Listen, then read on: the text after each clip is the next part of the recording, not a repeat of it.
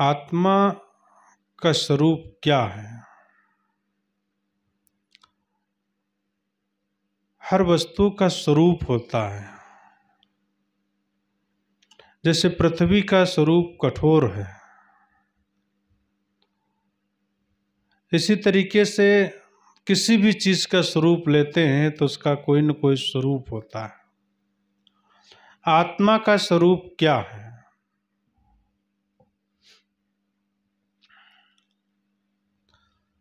संतों ने कहा है, जीव दया और आत्म पूजा।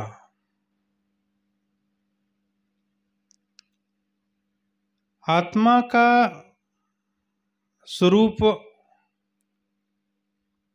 ज्ञान है। ज्ञान स्वरूप आत्मा सत्य है, ज्ञान है, दया है, धर्म है। ये आत्मा का स्वरूप है। जहाँ जहाँ कहीं भी आत्मा रहती है, उस शरीर से संबंध रहता है, और जब शरीर से संबंध रहता है वहाँ पर दया भाव होता है। क्योंकि आत्मा की पूजा मतलब आत्मा पे दया करना, आत्मा की सेवा करना, एक दूसरे आत्मा को समझना। अगर जो हम किसी को समझ न सके और समझ करके उसके प्रति दया भाव न हो, उसके प्रति सेवा न हो, तो हमारी आत्मा क्या है? जिस व्यक्ति को ज्ञान तो है, आत्मा का स्वरूप ही ज्ञान है, लेकिन ज्ञान के साथ साथ जब तक एक दूसरे को समझेंगे नहीं, जब तक एक दूसरे को हम प्रति समर्पण नहीं होंगे, आत्म पूजा देव न दूजा, दूसरा देव और कोई है ही नहीं। पहली सीढ़ी है आत्मा की पूजा करना। अगर जो हम आत्मा की पूजा ना करें तो देवताओं की पूजा कैसे होगी? देवियों की पूजा कैसे होगी? देवी और देवता बाद की बात है, पहले तो आत्मा मिलती है। देवी देवताओं के लिए मंदिर जाना पड़ेगा, लेकिन आत्माओं की पूजा के लिए मंदिर जाने की जरूरत नहीं है। आत्माओं की पूजा आपके पड़ोसियों की पूजा है। आपके घर में आत्मा बैठी हुई है, आपकी बहन के रूप में, भाई के रूप में, सासू के रूप में, बहू के रूप में, पिता के रूप में, चाचा के रूप में, दादा, नाना, काका, अर्थात एक समूह पूरा बैठा है परिवार का। मंदिर जाने की जरूरत नहीं। आपका परिवार ही पूरा समुच्चय आत्मा बैठा हुआ। उन आत्माओं की सेवा करना है, उन आत्माओं की पूजा करना है, और जब उन आत्माओं की पूजा हो जाएगी, सेवा हो जाएगा, तब हमें मंदिर जाने की जरूरत है। और मंदिर से आने का प्रतिफल ही है कि आपका जीवन समुच्चय सेवा तत्पर होना चाहिए। अगर हमारा जीवन सेवा तत्पर है, सेवा से परिपूर्ण है, तो हमारा जीवन सफल है। सफलता की चाबी आपकी सेवा है। तन मन धन सब अर्पण कीना। जब ये तीनों चीजें अर्पण हो जाएंगी तो आपके पास में इन सब का अहंकार नाम की चीज नहीं रहेगी। और जहां पर अहंकार है, ममकार है, वहां पर तो दुख है ही। दुख से कोई आपको बचा ही नहीं सकता। इसलिए दुख से दूर रहने की जरूरत है।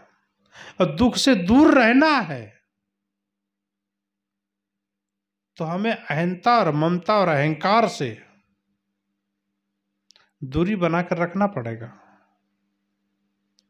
जितना ये हमसे दूर होती चली जाएंगी उतना हमें सुख मिलता चला जाएगा। ये अंतरात्मा की बात है। यही ज्ञान है, यही आत्मा का स्वरूप है। और इसी आत्म स्वरूप में स्थित होना है और इसी आत्म स्वरूप की साधना भी करनी है। जितनी हमारी आत्म स्वरूप की स्थिति की साधना बढ़ती जाएगी उतना हमारा मन दर्पणवत होता चला जाएगा, उतना हमारा मन शुद्ध और साफ होगा। और शुद्ध साफ मन, शुद्ध साफ घर किसको अच्छा लगता? निर्मल मन किसको अच्छा नहीं लगता?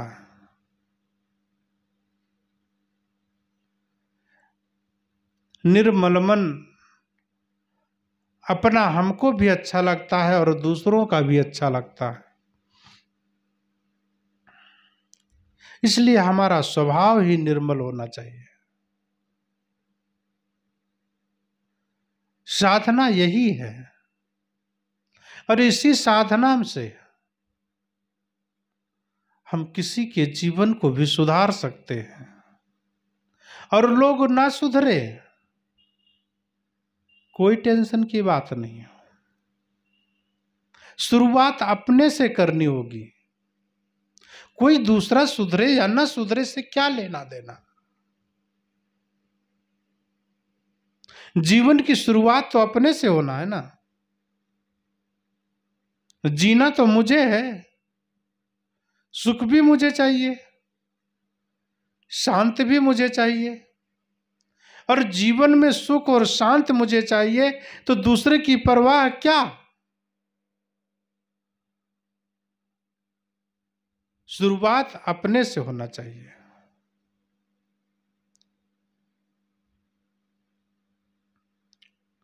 सेवा दूसरों से होनी चाहिए। इसलिए आत्मा को पहचान करके, अगर हम आत्मा को पहचान गए हैं, हम कौन है, संसार क्या, संसार से संबंध क्या, इन सब सारी जानकारियां हमें हासिल हो चुकी है, तो उसका प्रतिफल यही है कि जितनी आत्माएं हैं उनका हमारी वाणी से और विचार से उनके दुख ना पहुंचे। वो हमसे दुखी ना हो, हमारे बातों से, हमारे विचारों से, हमारे व्यवहार से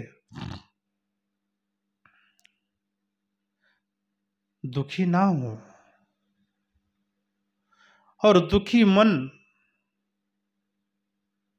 कभी संतुष्ट नहीं हो सकता। इसलिए जीवन में संतुष्ट होना है तो अपने आप को समर्पण करना पड़ेगा।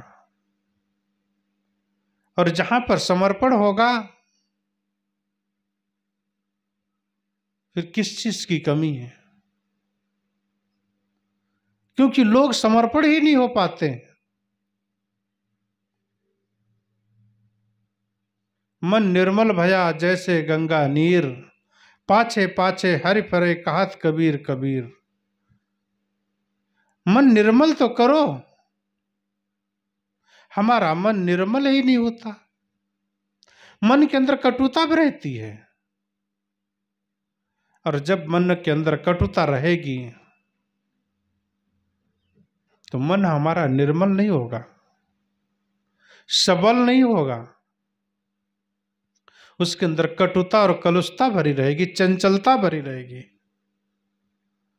और चंचल स्वभाव वाला मन कभी सुखी नहीं रह सकता।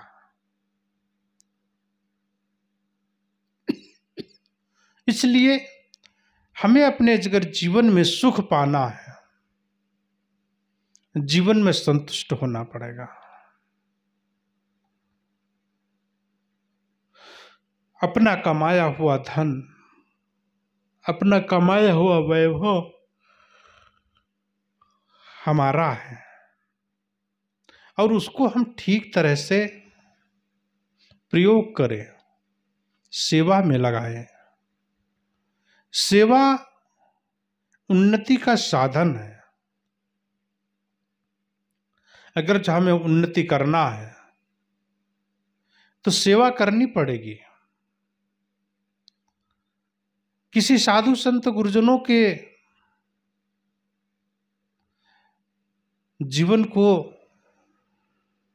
अपने जीवन से जोड़ना पड़ेगा। अगर जो उनके चरणों में हमारे मन लग जाता है तो हमारा मन निर्मल होने की संभावना हो जाती है।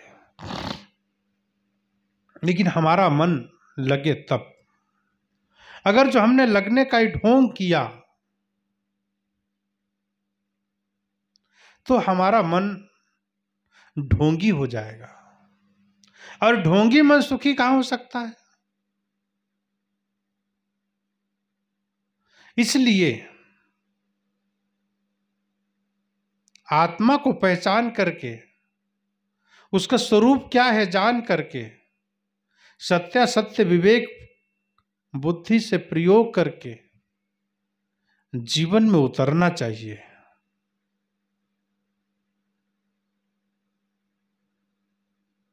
खाली ज्ञान बहुत अच्छा बोल लेते हैं, बहुत अच्छा ज्ञान है, प्रकांड विद्वान है, लेकिन जीवन में आचरण नहीं है। और जिस व्यक्ति का आचरण ठीक नहीं है उसके चरण पूज्य कैसे हो सकते हैं? उसके चरण पूजने योग्य ही नहीं है, क्योंकि आचरण ठीक नहीं।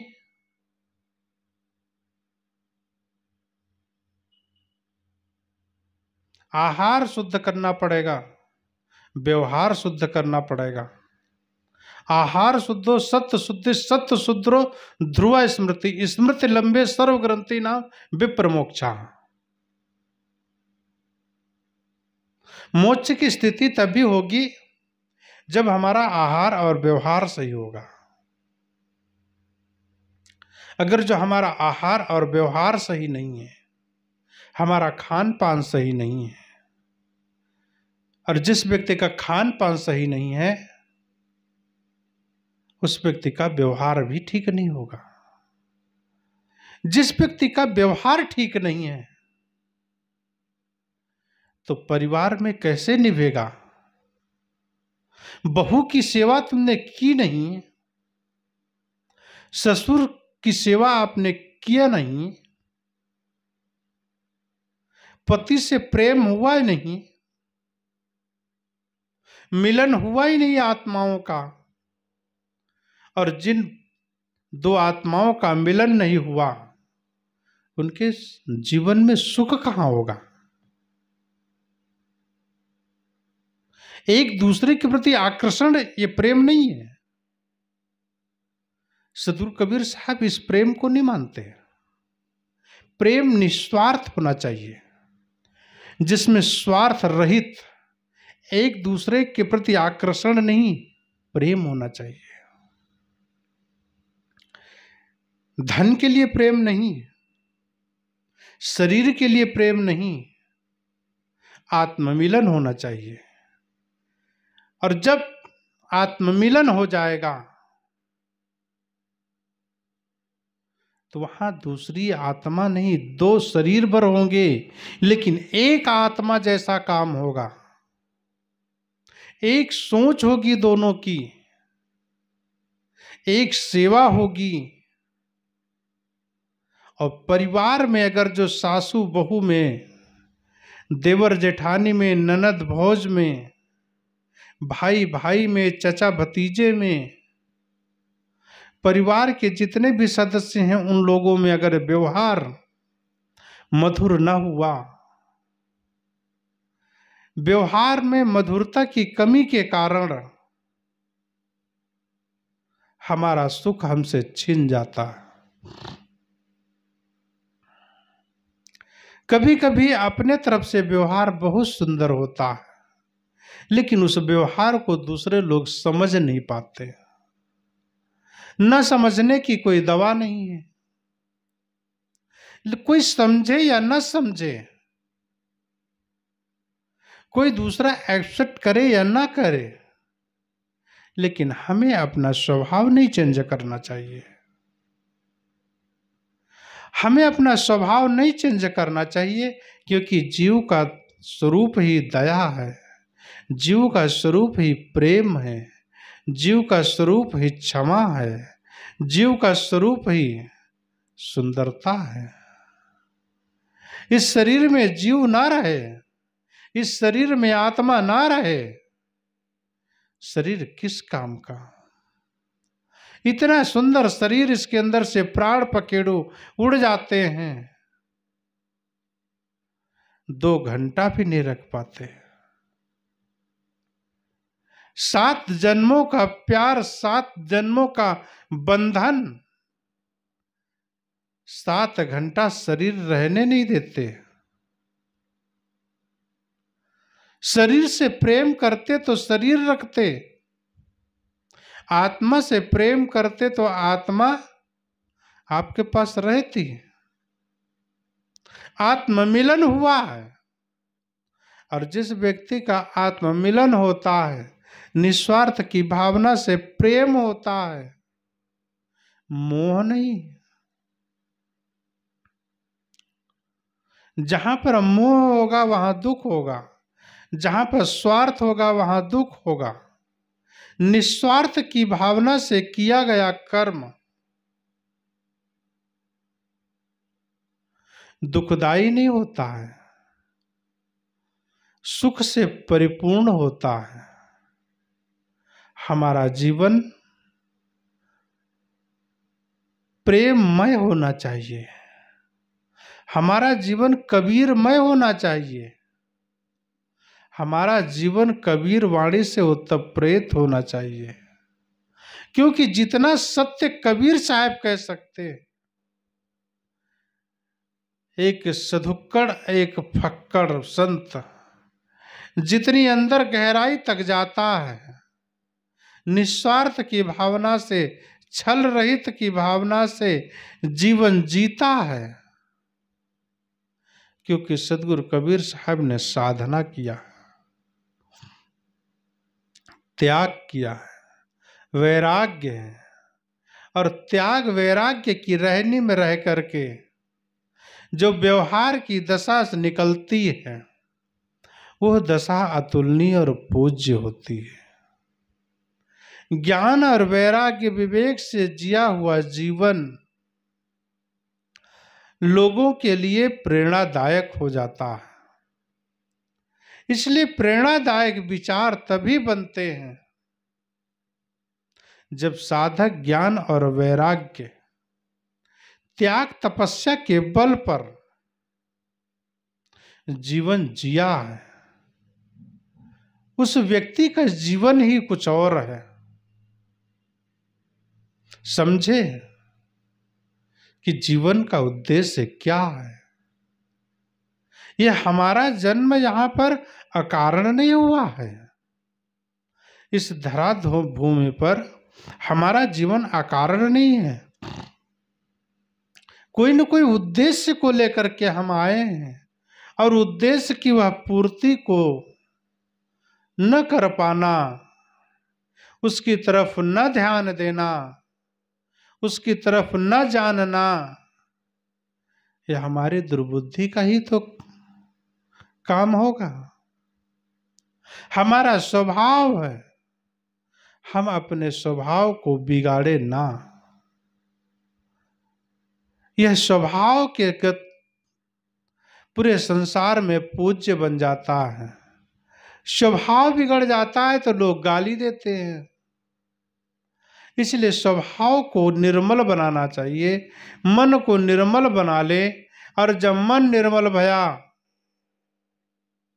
क्योंकि जिस प्रकार गंगा का पवित्र जल लोगों के मस्तिष्क पे चढ़ता है, तो हमारा जीवन संत गुरुजनों के त्याग और वैराग्य तपस्या के चरणों से निकला हुआ जीवन लोगों के गले का हार बन जाता है, जीवन का व्यवहार बन जाता है, और पूरा का पूरा जीवन नरक से ओतप्रोत हो जाता है, ऊपर चढ़ करके स्वर्ग में बात करता है। इसलिए अपने जीवन की गांठों को खोलो। जीवन की गांठें जितनी खुलेंगी उतना हमें सुख मिलेगा। जीवन मन की कलुषता, जीवन की सारे बातें अगर जो खुलेंगी नहीं तो टूटेंगी कैसे? और जो गांठें टूटेंगी वहां तो सुख तो फूटेगा ना। और जब सुख फूटेगा तो हमारा जीवन भी संतुष्ट होगा।